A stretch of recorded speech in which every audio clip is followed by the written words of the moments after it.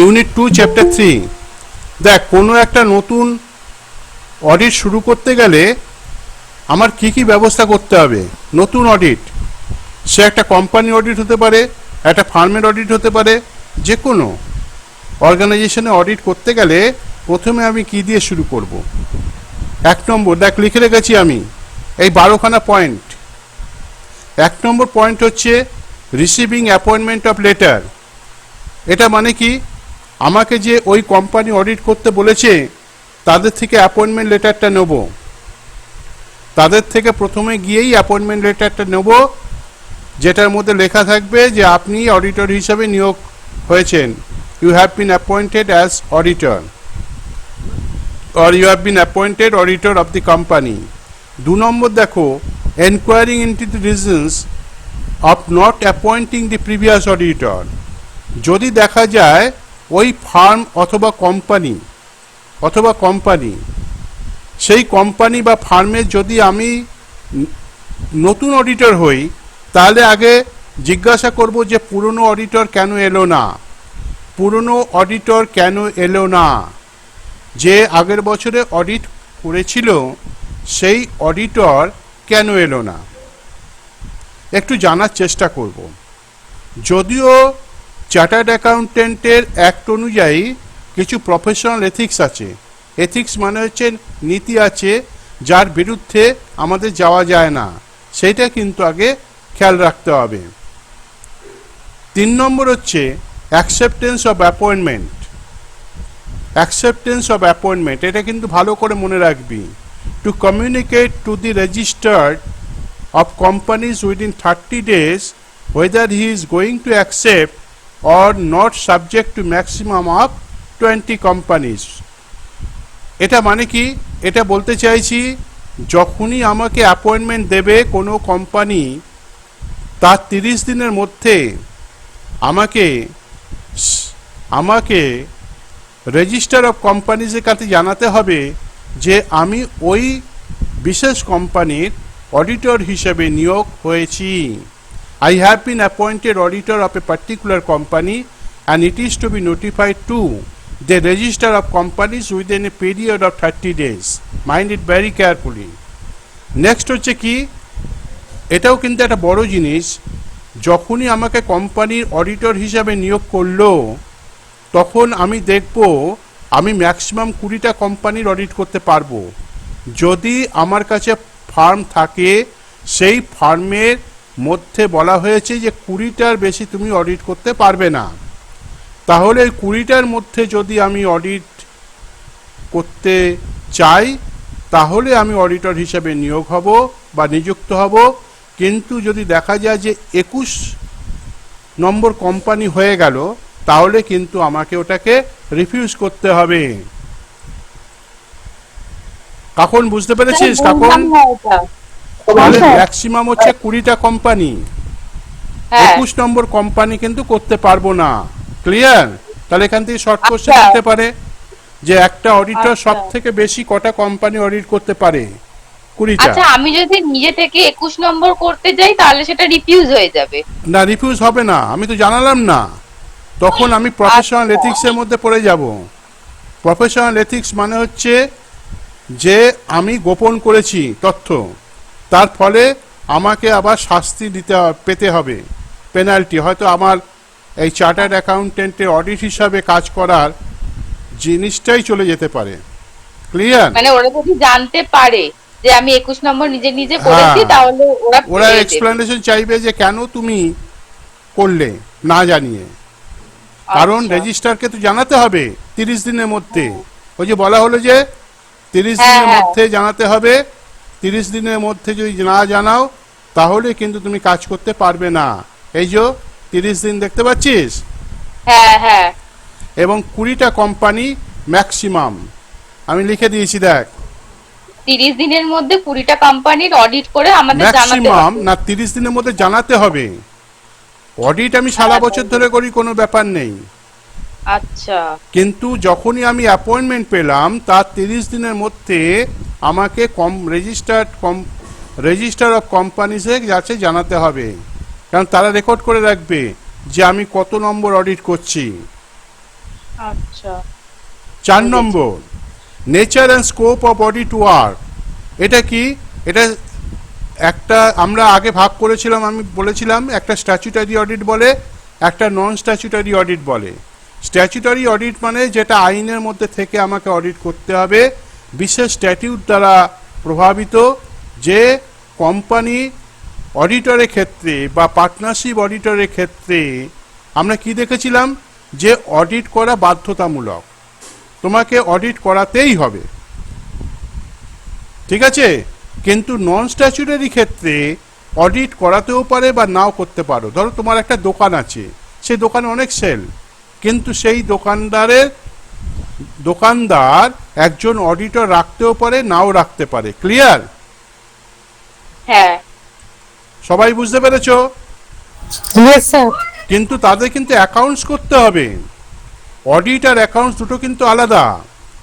ধরো আমরা বলা হয়েছে যে 2,50,000 টাকা অবধি ছাড় আছে, তারপরে তোমাকে কোনো কাগজপত্র তৈরি করতে হবে না।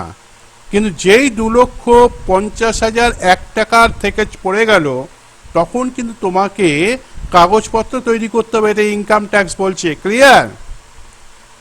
তার ফলে তুমি কিন্তু স্যার। ইনকাম ট্যাক্সে জমা দিতে হবে। তোমার যদি ইনকাম না হয় তুমি নীল করে দেবে, কেন 5 লাখ টাকা অবধি তোমার ছাড় আছে, 5 লাখ টাকা অবধি ছাড় আছে, তুমি নীল করে দেবে যে আমার 5 লাখ টাকা অবধি ছাড়, তাহলে আমি আর ট্যাক্স দিচ্ছি না, কিন্তু কাগজপত্র দেখাতে হবে। ক্লিয়ার? হ্যাঁ, ইনকাম বুঝেছি। ট্যাক্স আইনের ইনকাম ট্যাক্স অফিসে গিয়ে তোমাকে ফর্ম ফিল আপ করতে হবে এবং এই অ্যাকাউন্টসটা তৈরি করাতে হবে। কাকে দিয়ে তৈরি করাবে? যে কোনো চার্টার্ড অ্যাকাউন্টেন্ট দিয়ে তৈরি করতে পারো, অথবা যে কোনো বিকম পাস করা লোক তাকে দিয়েও তৈরি করাতে পারো, অথবা কোনো উকিল তাকে দিয়েও করাতে পারো। ক্লিয়ার? কোনো কম্পালসারি নেই। কিন্তু যদি দেখা যায় যে ওই দোকানদার ছাড়া যদি কোম্পানি হয়, তাহলে কিন্তু চার্টার্ড অ্যাকাউন্টেন্ট দ্বারাই অডিট করাতে হবে। ক্লিয়ার? তাহলে ওটা হয়ে গেল কি স্ট্যাচুটারি অডিট। আমি কিন্তু আগের দিন পড়িয়েছিলাম, মনে পড়ছে? তাহলে আমরা কি দেখতে পাচ্ছি? পরেরটা নেচার অফ অর্গানাইজেশন।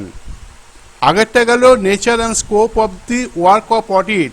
অডিটের নেচার, অডিটের নেচার মানে কি দেখলাম, সেটা স্ট্যাচুটারি অডিট না নন স্ট্যাচুটারি অডিট সেটা দেখলাম। এইবার দেখব যে অর্গানাইজেশনের আমি অডিট করব সেইটা কি ধরনের অর্গানাইজেশন। জয়েন্ট স্টক কোম্পানি, এটাকে দুটো ভাগে ভাগ করেছে। একটাকে বলা হয় প্রাইভেট কোম্পানি, তোমার পাবলিক লিমিটেড। ক্লিয়ার? আরেকটা হচ্ছে পার্টনারশিপ, আরেকটা হচ্ছে সোল প্রপ্রাইটরশিপ। সোল প্রপ্রাইটরশিপ মানে হচ্ছে একক মালিকানা। ওই যে বললাম, ধর তুই একটা ব্যবসা করিস, তুই একটাই মালিক, আর কোনো মালিক নেই, তখন সেইগুলোকে বলে সোল প্রপ্রাইটরশিপ। তাহলে দেখা যাচ্ছে নেচার অফ বিজনেসটা জানতে হবে, অর্গানাইজেশনটা জানতে হবে, কি ধরনের অর্গানাইজেশন। 6 নম্বর হচ্ছে verification of document. Very important, very important. তাহলে ভেরিফিকেশন অফ ডকুমেন্ট, কোন ডকুমেন্টগুলো তুমি ভেরিফাই করবে, কোন ডকুমেন্টগুলো আগে ভেরিফাই করবে। তাহলে দেখতে পাচ্ছ একটা নতুন অডিট শুরু করতে গেলে আমায় কি কি জিনিস মনে রাখতে হবে, তার মধ্যে 6 নম্বর হচ্ছে ভেরিফিকেশন অফ ডকুমেন্ট। ক্লিয়ার হয়েছে?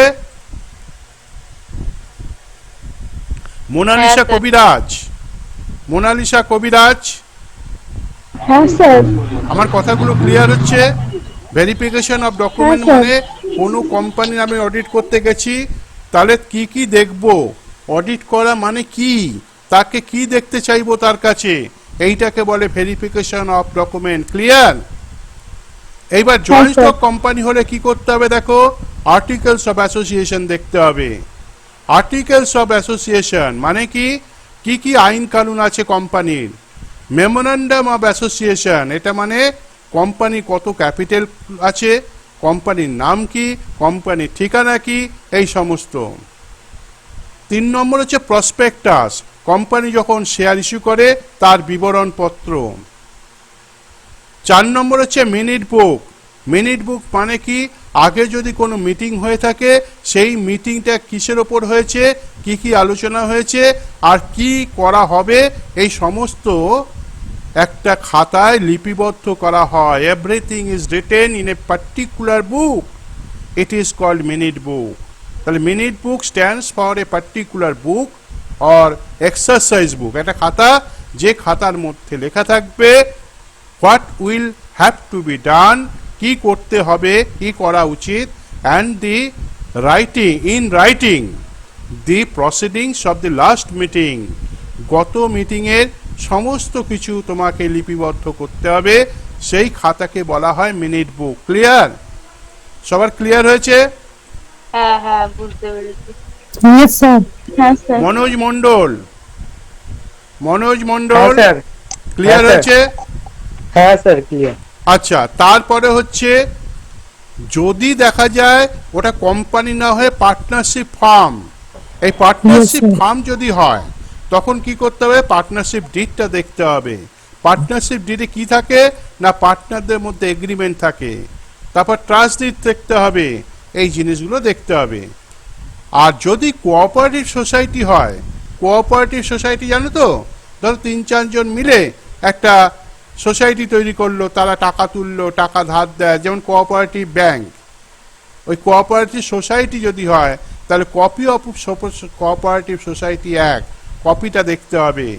এইগুলো কিন্তু এসেনশিয়াল টু স্টাডি। সবাই বোঝা গেছে? এই জিনিসগুলো কিন্তু আমাদের অবশ্যই দেখে নিতে হবে অডিট শুরু করার আগে। তারপরে আরও কিছু দেখতে হবে, ওটা পরে আসবো। তাহলে অডিট শুরু করার আগে এইগুলো দেখতে হবে। 7 নম্বর কি, complete list of books of accounts, সমস্ত অ্যাকাউন্টসের বইগুলোর একটা কমপ্লিট লিস্ট নিতে হবে। তার মধ্যে কি থাকবে, list of books of accounts, সমস্ত অ্যাকাউন্টসগুলোর একটা লিস্ট থাকবে। তারপর লিস্ট অফ ক্লার্ক, যে ক্লার্করা চাকরি করছে, কাজ করছে, অ্যাকাউন্ট তৈরি করছে, তাদের নামের একটা লিস্ট নিতে হবে, যে তাকে আমি জিজ্ঞাসা করতে পারবো। 8 নম্বর কি, concept of methods of maintaining accounts, অর্থাৎ কোন মেথডে তুমি অ্যাকাউন্টস মেনটেন করছো।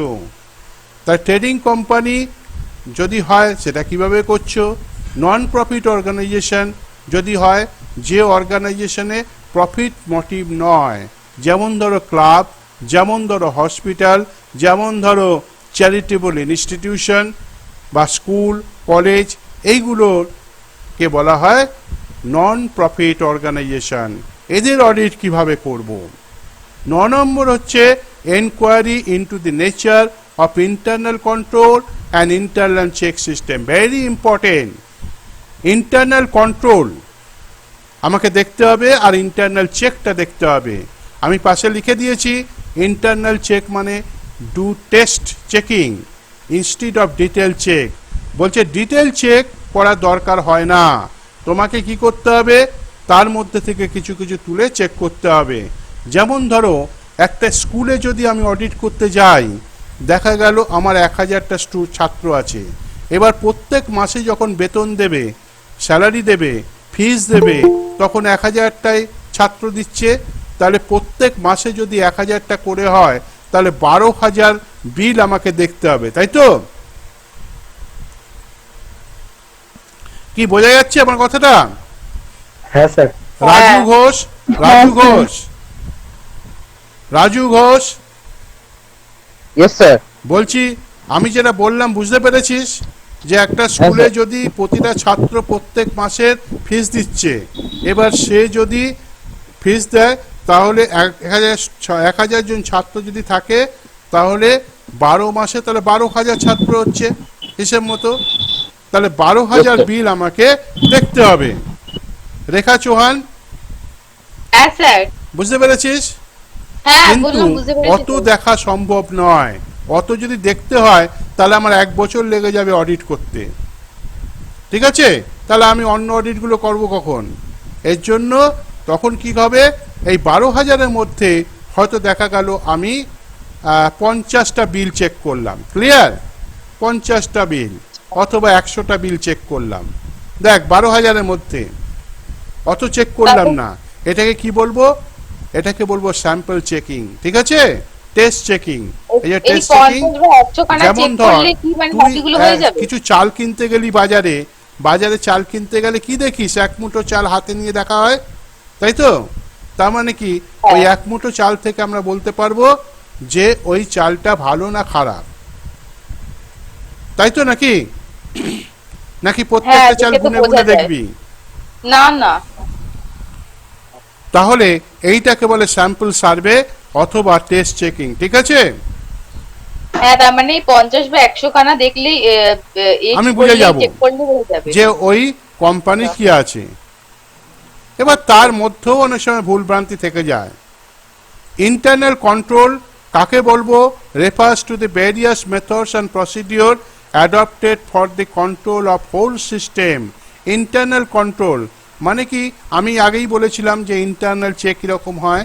দেখা গেল একটা কোম্পানি হলো, কোম্পানির নিজস্ব একটা অডিটর থাকে, সেই অডিটরের কাজ কি, ওদের যে ক্লার্করা কাজ করে সেই কাজগুলো প্রতিদিন সে কিন্তু দেখবে যে ঠিক করেছে কিনা। এইটাকে বলা হয় ইন্টারনাল চেক, এবং এইভাবেই তৈরি হয় ইন্টারনাল কন্ট্রোল। বোঝা গেল? যদি কোনো ভুল করে থাকে তাহলে এই অডিটর, ইন্টারনাল অডিটর যে, সে ওটাকে ঠিক করে দেবে। ক্লিয়ার? ওটাকে বলে ইন্টারনাল অডিটর, মানে হচ্ছে ওই অফিসের মধ্যে যে অডিটর থাকবে তাকে বলা হয় ইন্টারনাল অডিটর, যিনি স্যালারি পান। আর বাইরে থেকে অডিটর যখন আসবে তখন সেটাকে বলে এক্সটার্নাল অডিটর, উনি স্যালারি পান না, ফিস পান। ক্লিয়ার? হ্যাঁ স্যার। এবার 10 নম্বর দেখো, verification of final accounts and auditors report of previous year. গত বছরে যিনি অডিট করেছেন তার একটা রিপোর্ট, প্রতিটা অডিটর কিন্তু অডিট শেষে একটা রিপোর্ট জমা দেয় যে এই কোম্পানির এই এই খারাপ ছিল, এই ভালো, ঠিক আছে, এই বলে কিছু রিপোর্ট দেয়। তাহলে সেই রিপোর্টটা আমাকে দেখতে হবে, যদি কোনো খারাপ দিয়ে থাকে তাহলে সেই জায়গাটা ভালো করে দেখব। আর ফাইনাল অ্যাকাউন্টসটা ভেরিফাই করতে হবে যে ঠিক মতো করেছে কিনা। ক্লিয়ার? তারপর রিকোয়েস্টিং ক্লায়েন্ট টু গেট, এটা 11 number, to get ready all the matters relating to accounts. এবং ওখানে গিয়ে বলে আসতে হবে যারা ক্লার্ক আছে, যাদের লিস্ট আমরা নিয়েছিলাম, তাদেরকে যে তোমরা অ্যাকাউন্টটা তৈরি করে রাখো, আমরা এই দিন আসবো, আমাদের দেখাবে। ক্লিয়ার? তারপরে হচ্ছে 12 নম্বর হচ্ছে টু মেক অডিট প্রোগ্রাম। এরপরে হচ্ছে অডিট প্রোগ্রাম বানাতে হবে, অর্থাৎ আমার দলে কজন থাকবে, কে কে কোন কাজটা করবে, কি কাজ করবে, এইগুলো নিয়ে একটা প্রোগ্রাম বানাতে হয়, সেটাকে বলা হয় অডিট প্রোগ্রাম। এই এতগুলো কাজ আমাকে করতে হচ্ছে। বল, কারো অসুবিধা থাকলে বল। সায়ন দাস?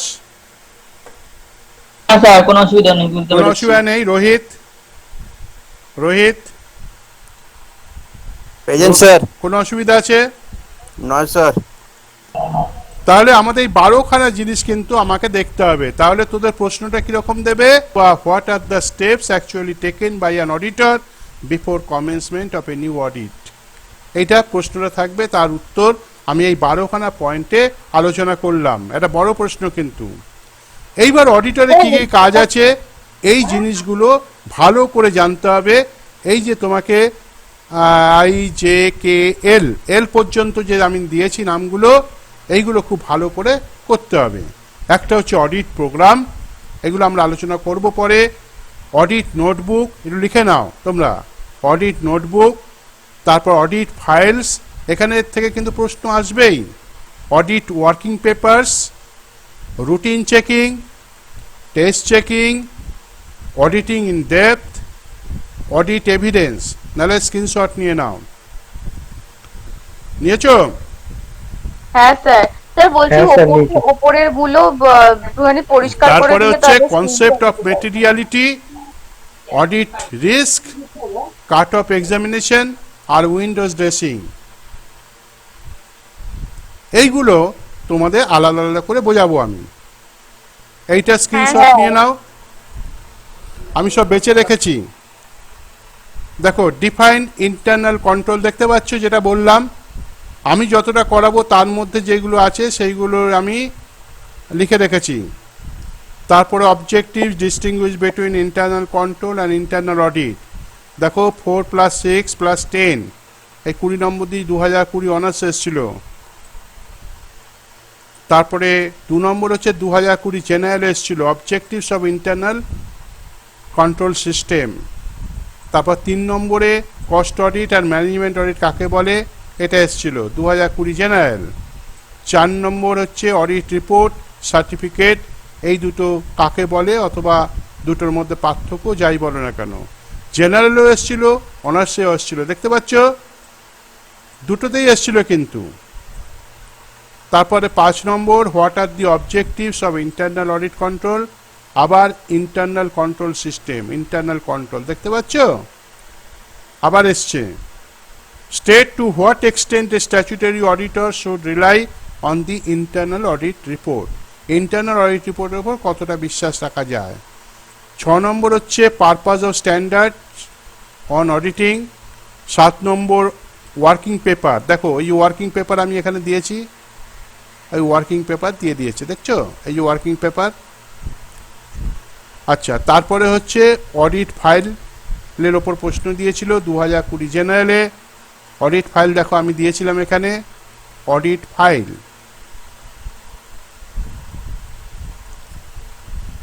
এই যে দেখতে পাচ্ছ দু রকম আছে, পার্মানেন্ট আর টেম্পোরারি অডিট ফাইলস, আর কস্ট অডিট, ম্যানেজমেন্ট অডিট। ঠিক আছে, সবাই স্ক্রিনশট স্যার। নিয়ে নিছো? হ্যাঁ স্যার। হ্যাঁ স্যার।